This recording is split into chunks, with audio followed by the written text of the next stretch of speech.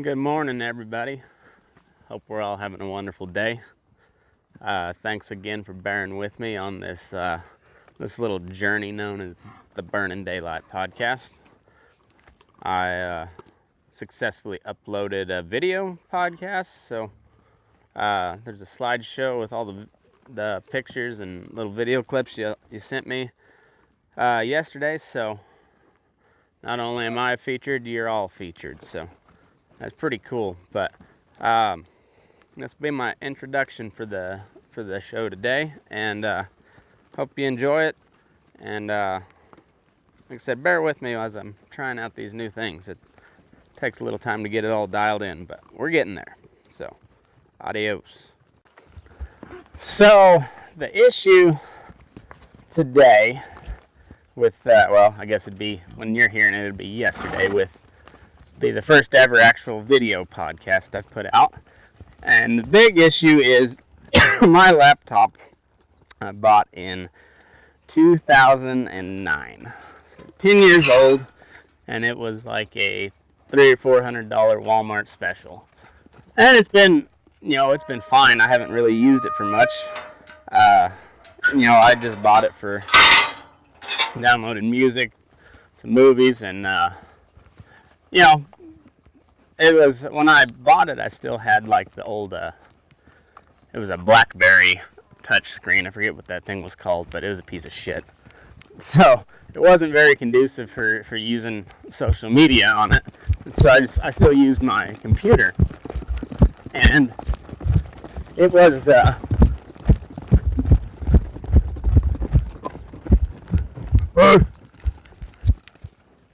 like I said, it was effective for what I was using it for, which was just very casually using it.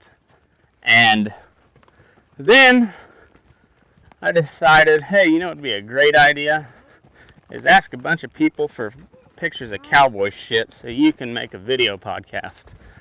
And as if you didn't have enough on your hands already.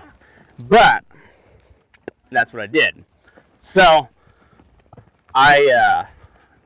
I looked it up, watched the YouTube video twice on how to do it, used my old computer and its version of Windows Movie Maker, and I imported all the photos you sent me last night, and then I went ahead and added my podcast in the background. It was all professional, and it's sitting right there on my computer. And I hit save, and it saved as a Windows Movie project or something like that. And that's all well and good, except I cannot get anything to, and so saved it as a Windows Media project, which is all well and good. I can play it, the quality sounds the same as the audio only, and then the video I just took with the webcam on my computer, and it's nothing special, but it was just a short little video, but it was all there. Everything's ready to roll. Well, Podbean caters to Apple because that's where like 2/3 or more of all podcasts are consumed is on Apple. So because of that, they only allow you to upload files that are compatible with iTunes and Apple. So I have to try and convert this Windows Media Maker file into like an MP4 or something like that. I forget exactly what the file format is for Apple or for iOS based video file. So it's really pretty easy to do, not hard at all. And because I know I can, and the way I do it, our internet is real slow out here, so if I have a big file, I just put it on Dropbox, and then I can upload it from my phone, which has a faster speed than what my actual internet has. So that's what I was planning on doing, because I was going to save it as a Windows Media video, and then I've got a video converter on my phone, so you just plug it in there and beep, boop, boop, boop, boop, and out it spits a little Apple ready video. Like I said, not real hard to do. Executing it was a little different deal, because my computer is so goddamn slow. It is taking 9 years, and I was running late for work, just waiting on it. I was ready to walk out the door at 5:30, and I'm still waiting on this file. Finally, it uploads. Perfect. So, give it about 20 minutes, and then it'll be synced to my phone. I can upload it there when I'm in the morning meeting at work. Now, I saved it on my hard drive and not the Dropbox. So then I had to, I was actually out the door in my pickup, and I remembered that, and so I better go check. Sure enough, there it was. So I copied it over to Dropbox, and it's still, and I had to wait for it to upload. And anyway, so there you are. Gray hair, old Matt McKinley struggles with video editing. Imagine that. Who would have thunk that was going to happen? Anyway, I think you'll like the format, though. Maybe one of these days I'll get a GoPro and I can do the whole thing video. But for right now, I think that the intro and the outro will work. And if there's something cool in the meantime, I can go ahead and record it on my phone, and it'll work out pretty cool. So, I think. And then I'm going to keep a lot of these segments anyways audio only. That way I can run your pictures on the video, and just have a slideshow of y'all's pictures and little video clips that you sent me. And I think you'll like it. It'll be pretty neat. And I don't know of anybody else that's doing that on their podcast. Maybe there is, but I don't know. I just, like I said, when I started, I like to tell our side of the story, not get the Hollywood or just the. I want to get an accurate depiction of what we do when we're ranching, when we're riding pins, whatever it is. Our way of life. I want to get an accurate depiction. I want to tell the real stories of it and share the actual culture. So by doing this, not only do you get to listen to my stupid stories and bullshit points of view, but you get to see what other folks from around the country are doing. And I just like getting, even if I didn't do a podcast, I would take your pictures and just and I'd create shit like that just for myself and share with my buddies, because I think it's cool. Like, hey, look at this old boy from Montana. Look at some of these cattle that you see on the res down there. And I just think it's a cool idea, not to toot my own horn, but it's just an idea I had, and you guys really responded in a big way, so that's pretty damn cool. So I appreciate it. Keep them coming, and stick with me on this whole video, audio editing, uploading roller coaster that I've been on. It doesn't help that I'm playing single dad this week too, with my wife being gone. So I try to edit as much audio as I can while brother man is still awake, and then, but I really don't get much work done till he goes to sleep, and so it's like 8:30, 9 o'clock when I really get started, and it's just it's tough to do. It takes time. That's the whole thing, and it takes time. So we'll get there eventually. We'll get some money saved up. I'll get me a real computer for this type of shit. I may have to switch back to being an Apple user. I was Apple for a long time. When Verizon first started carrying the iPhone, is when I first got my iPhone, because I had a iPod Touch for a long time. I've had an iPod Touch longer than I've had my laptop, and they're both old and slow, but they still work. And I switched to Samsung here a couple of years ago just because it seemed like the iPhone kept getting more and more expensive, and there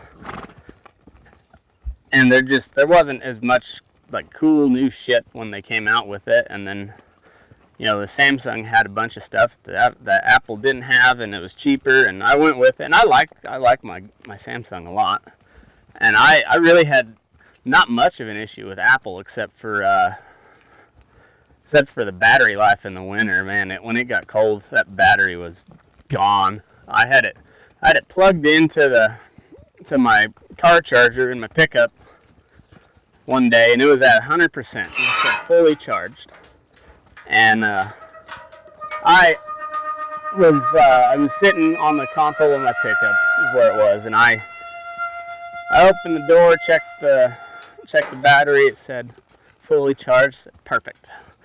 Unplugged it, and away I went. I looked at it, and it was at 5%. Somebody was calling me. I answered it, and it died. And I was able to reboot it without plugging it back in, and and as soon as it turned back on, the battery read 8% or something like that. And so that was my big struggle with the iPhone, and it wouldn't, it wasn't a huge deal because I wasn't doing anything like this. But now that I'm recording all day and I'm trying to edit as I go, it's kind of tough because the editor that I have on my computer for the audio files is so much easier to use, and you can do so much more with it than I can with what I got on my phone. I can do almost the same amount on my phone, but it's a lot more difficult to do, especially when you can't just set an equalizer and go, like when the audio quality is pretty shitty, which it typically is. When it's pretty shitty, and you've really got to do some work to clean it up, that it's hard to do on the phone. So I try to edit as much as I can during the day, but it's a little tough. And I know that the MacBook has supposedly the best as far as audio and video editing software, and it all comes included. So I'm looking at buying one of those, but they're proud of them. Just like everything Apple, they are damn sure proud of them. So it'll probably be a little bit before I do that, but once I do, man, it'll be easy street for about 30 seconds until I come up with another new idea to torture myself with. But hey, it's alright, it's the name of the game. That's what it is, being an entrepreneur, ain't it? So you throw something at a wall, see what sticks, and if it don't stick, pick it up and see what wasn't sticky about it, and maybe try it again with a little different glue. And I don't know, you guys let me know how you like it. I think you'll like the video format if you have a chance to do it, just because of all the pictures scrolling by, and I think you guys will enjoy it. So but do let me know what you think. I would like, very much appreciate it. And I'm very appreciative of you guys tuning in every day, and it really makes it all worthwhile. Like I was saying yesterday, I've got 100% retention rate on all the downloads that I've got on this new platform, Podbean. 3 days worth, and I'm already I'm at 150 downloads or something, and that'll just keep creeping up as people catch up with where I'm at. And it's just pretty cool. But it shows of all the people that have played that first one that I put up, which was I believe that was the Bridgeport Ranch Radio. Yeah, it was. And so of everybody who downloaded that one, every single person has also downloaded the next two and listened. So that's pretty cool. And I want to thank you guys for doing that. And hopefully we'll get some people on too. And then we'll be able to do when I get people to call in. I'm pretty sure I can get it on my computer to where I can do it with video, and I can, if not, I can do it on my phone as well. So we can do that, do the video that way, or the phone conversations that way as well. So that way, I can put everything up to everywhere, and I'm serious about the song or the music episode. It'll be strictly audio. I don't think I'll do any video on it, but at least I won't put it on YouTube. I don't just because of the copyright stuff. I'm not gonna. I don't want to get pulled off of YouTube or whatever. And I think they make you delete the video. I'm not for sure, but anyways, we're not going to chance it, so I'm just not going to put any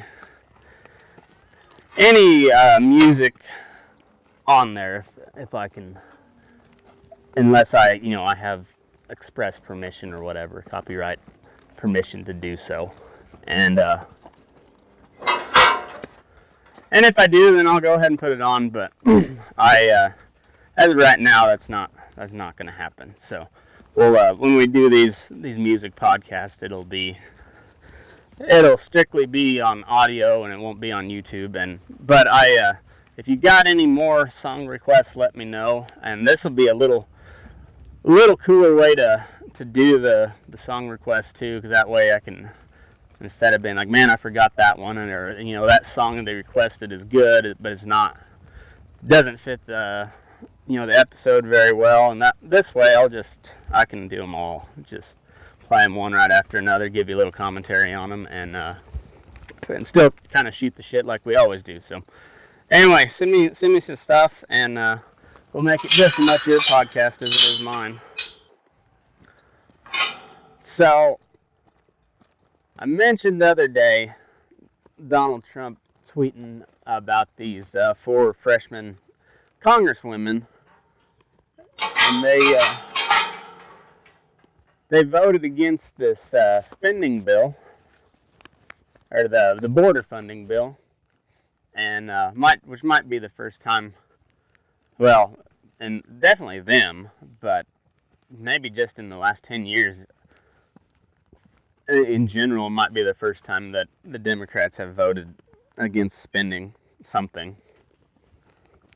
But they voted against the spending bill to provide more resources to the border agents to keep up with this flow of illegal immigration, migration, whatever you want to call it.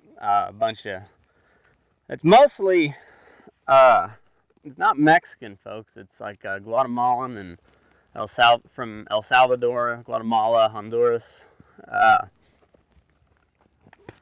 migrating the cartel and gang violence there, and they're moving up to the U.S. and sneaking across the border, and they're catching them in record numbers, I guess, and then so you got the Democrats pissed off about that, and but it has become like an issue. They try to play it off as not a crisis, or that there wasn't anything going on down at the border, and it's just become more and more apparent that there's a lot of folks coming in, and it's starting to be an issue. They're piling up, and then of course they're separating the families, because I guess the ideal way that the Democrats want them to handle it is just to release them, or not stop them in the first place, and then go ahead and throw some citizenship at their way as they're crossing the border. Just hand out a little packet of citizenship. And so anyway, they're separating these kids, which was started, a practice that was started under Obama, and but that's conveniently left out of the argument by the left wing, because this is just hashtag resistance against Trump. So, and they're coming in huge numbers, and the Democrats are actually kind of encouraging this because they are they see the demographics trending towards Hispanic-speaking country, and because of that, they are they're trying to, they'll say cater, but they are pandering to anybody that speaks Spanish. If you watched the presidential debates, there was like 5 of the candidates that spoke in Spanish, and it was just it was really just kind of pathetic, you know. It was just dumb. You unless you were just so die-hard Team Democrat, you can, if you just really stop and look at it, you can see that they're just pandering the shit out of Mexican folks, and as they call them, they lump them all into one category of Hispanic, so or Latin or whatever, Latina, Latinx. That was what I forget who used that term, but yeah, whatever. I don't know. But if you really look at it, you can tell they're just pandering, and it makes you want to vote for Trump. Even if you're not a fan, you look at all this craziness and you're just like, well, I'm going to vote for Trump anyways, just because you guys are fucking morons. And I think that's more and more how people view the Democratic Party, and probably the Republican Party too. And the more you can see them for what they really are, the better off we all are. But it's just like blatant pandering at this point, and yeah, I don't see it working for them. But they that's their strategy, I guess. Even Bobby O'Rourke, I guess, was campaigning in Mexico, and I heard about this on a podcast. I haven't looked it up, so I'm gonna do that. But I will report back to you on that. And that just seems, I mean, just makes you just scratch your head and what? What the fuck is that? So I don't know. I'm gonna do a little research when I go on my coffee break here when we get done riding pins. And I'll let you know if that's true, because it seems a little far-fetched, like more than a little far-fetched. It seems kind of ludicrous, but this is the point we are at in politics where it might be true. I mean, it really might be. So, and that Robert Francis O'Rourke, he looks like the type of guy that would do that. Just like trying to like I guess just he can't darken up his skin tone enough to come across as Mexican, so he has to give himself a Mexican nickname, and now apparently go cater directly to Mexican voters. I don't know. I'm gonna do some research on it, because he seems like the type of guy that would do that. So I'll let you know here a little later on. But they but anyway, so Trump told these it was Rashida Tlaib, whatever, Ilhan Omar, AOC, and then some chick from Maryland or Massachusetts, and they were talking about these so-called concentration camps, which is really just kind of a slap in the face to the Holocaust. But regardless, whatever, it's inaccurate. It's a typical detention facility. Well, it doesn't make it good, but it's nowhere near on the level they're trying to demonize Trump and his administration. It's just strictly for political purposes. I don't think any of them actually believe that. I don't know. That AOC might actually believe that. The Tlaib and Ilhan Omar, they seem to be quite a little bit more intelligent than AOC. So I don't think they truly believe it. I think they're just they're using it as a political tool. That's the part where a lot of people get hung up, is they call these people idiots, and I think AOC truly is an idiot, but she's an idiot in the way that Trump's an idiot. I don't think Trump's an unintelligent man. He comes off as a buffoon, and I think he kind of is, but he is a absolute master at branding and marketing. And from what I've seen, so is AOC. You can say whatever you want to about her intelligence, but we're still talking about her, and I don't think she's going anywhere anytime soon. She's only like fucking 28 too, so you've got another 50 years of that stupid bitch in there.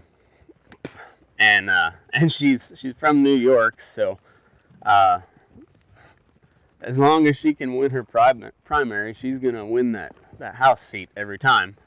So yeah, I don't see her going anywhere. I could be wrong, but I don't see it happening. But so Trump told them that they need to go back to the crime infested countries they came from, inferring that they were all immigrants, and which is just kind of funny. It's kind of an ignorant statement, but it's funny. Uh, it's just kind of the stereotypical, or what they picture, like the stereotypical conservative redneck to be, and it's not accurate, but it's funny. So, uh, yeah, so there's that. So the House voted to condemn his racist tweets yesterday, and for what it's worth, let's just look at it strictly on the facts here. He the term racism, as I know, is defined as prejudice against a certain race, and with a feeling of superiority to that race. That's so. The term, as we've come to use it, means way different. I mean, or not we. I say the left wing, the Democrat, like everything can be considered racism, I guess. And it's just all it is a pander to minority communities. That's all it is. Or it's used as a way to end an argument. You make a good point and they can't refute it. They call you a racist, and that's pretty well what this is here. AOC went down to one of those jails there on the border, and she had her great photo op where she was crying in her hands, and that's all it was, is a fucking photo op. The whole thing was fake. They a bunch of Spanish-speaking preachers that they're kind of a conservative yet pro-immigration advocacy group. They went down there and toured the exact same facility that AOC did, and came back with a whole different view on what it was than she did. And it turns out it's probably just fake. They could have been the Ritz-Carlton there, and they would have still claimed that there was rats and whatever, piles of dirty diapers, and it's really gross. I mean, and whether you agree with the immigration, the illegal immigration part of it or not, whatever your views on it, these poor folks are they're just being hijacked for political purposes on both sides. I mean, neither side really gives a shit about these people, and I'm not saying you should. I just, I can't fault a person for wanting to come over to find a better life. I think you should probably do it the right way. That way you can, you can contribute to society, and I don't even care about the taxes part, 'cause taxation's theft. I don't fault anybody for coming over here that wants to work and wants to build a good life for themselves. How they get here is a different point of contention. I think we've got to secure our borders, even if you're pretty hardcore libertarian like myself, I could see how open borders would work if you didn't have any sort of welfare state. In theory, that could work, but where you just have private property boundaries rather than national boundaries. But that's not the world we live in.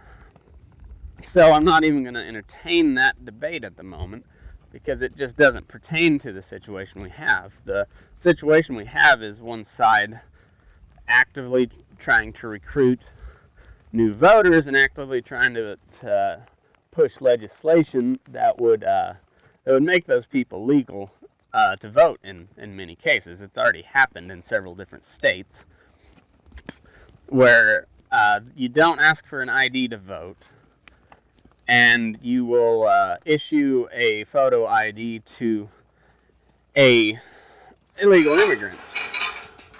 And then you also give illegal immigrants the right to vote in municipal elections and statewide elections and all that. Well, those municipal statewide elections are run by the same officials as the national elections, and guess what? They don't ask you for an ID in California if you come to vote. You just have to, I think your name has to be on the voter registration. But guess what? They're also giving illegal immigrants driver's licenses, and they say it's so you can keep track of them. Well, they also automatically register you to vote when you're issued a driver's license. And they're trying to do that here in Nevada too, and I think it may have passed. I hope not, but if you think this is just tinfoil hat conspiracy, go look it up. I mean, this is actually happening in California. So when Trump said that there was millions of illegals that voted in California, and that's why he lost the popular vote, even though there's no proof, this is kind of like the Russiagate deal. Even though there's no proof that there was voter fraud, there's no proof that there wasn't either. And the way they have their identification system and their voter registration set up, it could be very easy for somebody who is not a citizen to vote in a national election. If they're already allowed to vote in the state and municipal elections, and those are held by the same people, by the same organization that holds the local and state elections, it's not that big of a stretch. The media will tell you otherwise, but it's not that big of a stretch. So this is what the whole thing is about. It has zero to do with the health and well-being and livelihood of these migrants or immigrants or illegal aliens, whatever you want to call them. The folks coming up through the border illegally.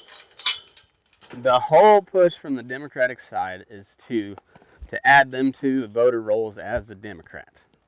The 100%, the 110% the reason for all this border talk. And all they're trying to do is get to the Spanish-speaking vote first, much like LBJ did with the black vote. Even though the Democratic Party was largely opposed to the Civil Rights Act, and the Republicans were the ones pushing it through, Lyndon Johnson jammed it right down everybody's throat. And you can look up the quote. It's there in the Ethernet, where he says, "I'll have them N-words voting Democratic for the next 100 years because of the Civil Rights Act." And the derogatory term aside, he wasn't wrong. He was not wrong.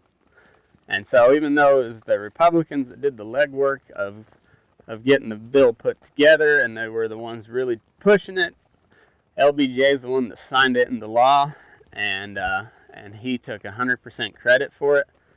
And and the black population was voting for Democrats, well before that, but that just kind of even cemented it even further, it seemed like.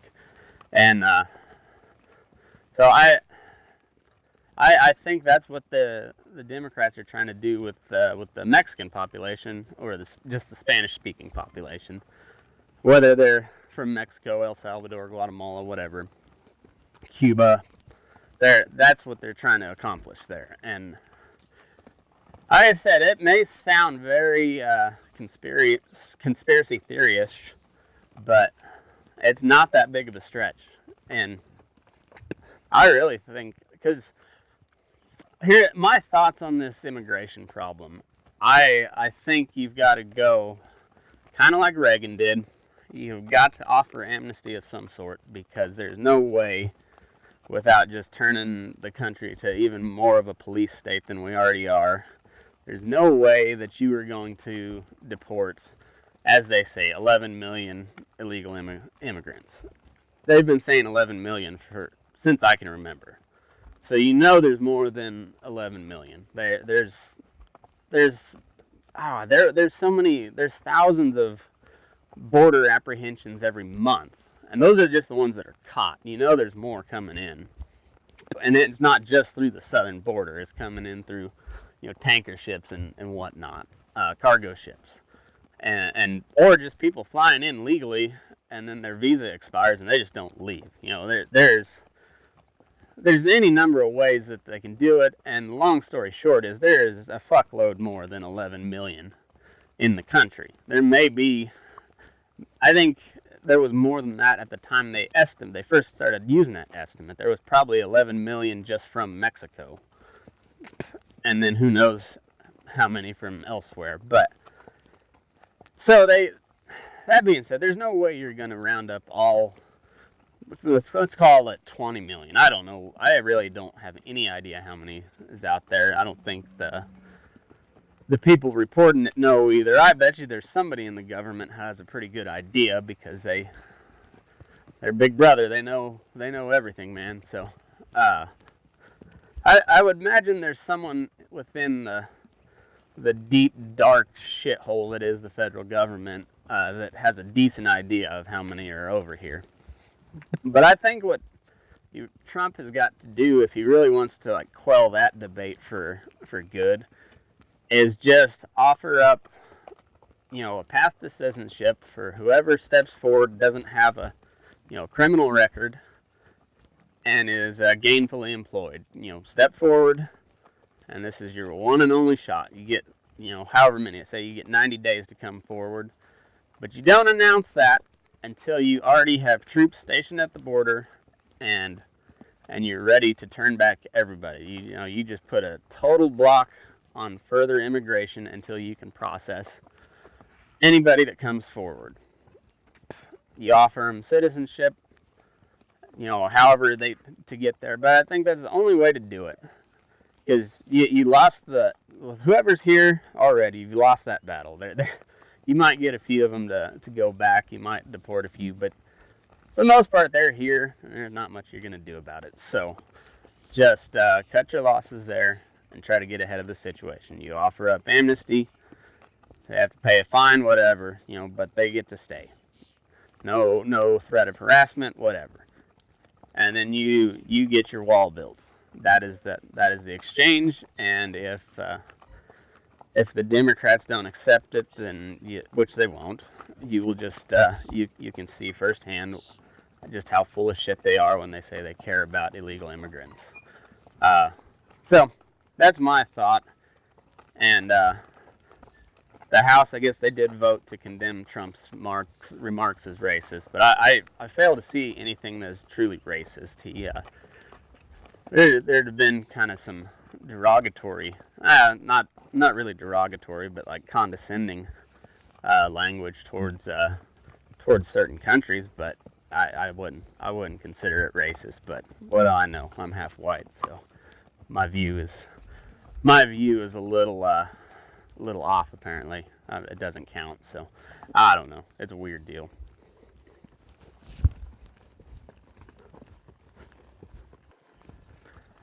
I was reading an article on drovers about this lawsuit in Missouri over labeling of a meat product. And I didn't read real far into the deal. I just know, I can already tell you that they're going about it the wrong way. And I think the gist of it was that either the Beef Council or one of those type of organizations, or some sort of meat packing company or whatnot, is suing over the labeling of the word meat, and where I guess they're trying to distinguish themselves even further from the vegan type stuff, or like the meat alternative as they call it, which basically is a bunch of soy or something along those lines. Which, if that's how you're gonna eat, more power to you. Once again, I don't care. I think you're wrong. Well, not so much you're wrong. I think you're missing out. That would be a better, more accurate statement. I think you're missing out if you're eating nothing but non-animal based protein.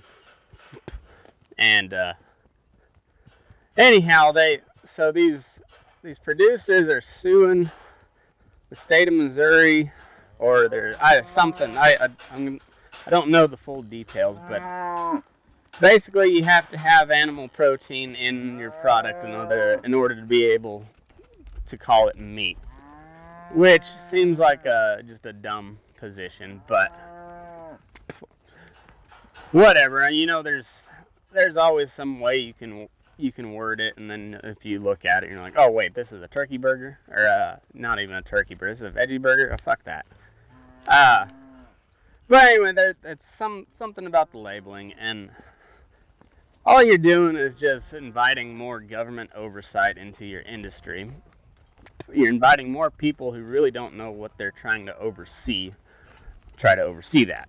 And this is the big issue I have with government intervention, and people are just it's been just pounded in our heads for so long that these regulatory agencies are there for our own good, like the FDA and the USDA and the FSIS, which are all departments that oversee food production, and everything has to be signed off on by the FDA, which is the Food and Drug Administration, and then you got the USDA, which is the Department of Agriculture, and you got FSIS, which is the Food Safety Inspection Service, and they all come into play, and instead of having like one agency that can do all of that, now they've got to have 3 agencies, which means they have to have 3 times the people, and anyway, the government's just really inefficient. And then you got, more than anything, is you have people in these agencies. Not every one of them. I know some people that work for the government, and they're fine, competent individuals. But there's still a lot of people that don't have any fucking idea what we're trying to do out here, and you're giving them the job of regulating our industry, and that's just the worst thing we could possibly do for the beef industry, and unless we just want to become another like subsidized, dependent on the government for whatever type of industry. By and large, the beef industry is unsubsidized. We don't catch a whole lot of breaks, but they I won't say they leave us alone, but we kind of run stuff how we want to, and how it needs to be ran, instead of delegating that to a government agency. And I think the more we can get away from government agencies, the better off we are. But by making it that you have to go through a bunch of hoops to label your product meat, while they view it as protecting the meat producer, the rancher, the packer, the feedlot guy, whoever that is involved in the business of producing meat for consumption. all you're doing is making it more expensive for them to get their product to market, because it's just one more step that you have to do. It was the same thing with like the mandatory country of origin labeling. Well, it was 100% good intentions with what they were trying to do by instituting that, differentiate U.S. beef from Canadian and Mexican beef, and I understand that. We want to be proud of our product, but by requiring you to label the country of origin is one more step that doesn't need to be taken, but now has to be taken, and it constantly makes your products more expensive, and therefore I'm opposed to it. And I get what they're trying to do. You're saying, no, this ain't meat. This is, some plant-based alternative posing as meat. But yeah, you don't want the government to regulate that. Come on. Yeah, the more you invite them to take an inch, and they're gonna take a mile. And it might be one step at a time, but they're gonna take it. So don't even invite them in. They'll just settle it amongst yourself. Do a little better job marketing your product or something. The only way to survive in a free market is to stay competitive and keep your costs down. So yeah, just do a better job of marketing your product, and don't worry about these frivolous lawsuits that are just going to get the government more involved. So anyway, there's my political soapbox for the day.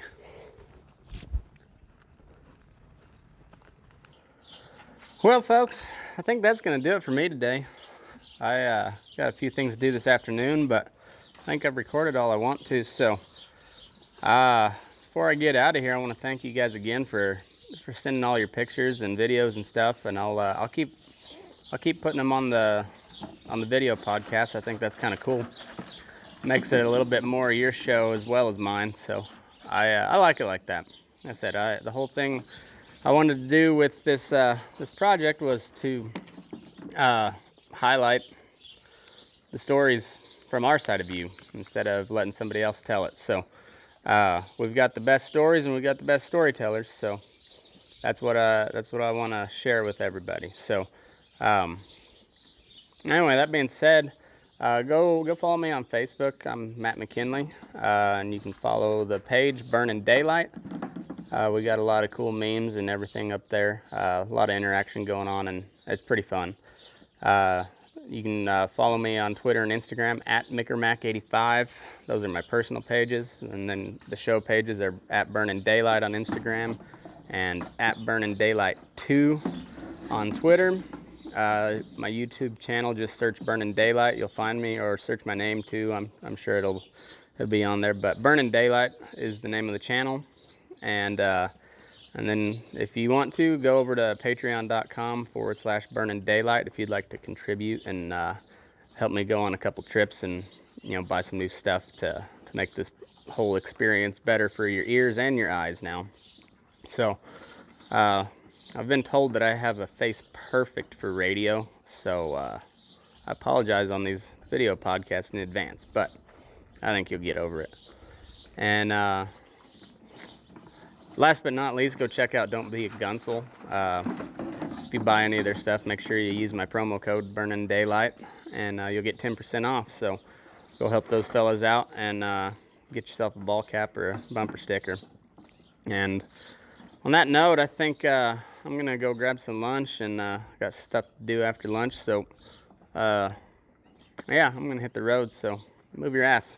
We're Burnin Daylight.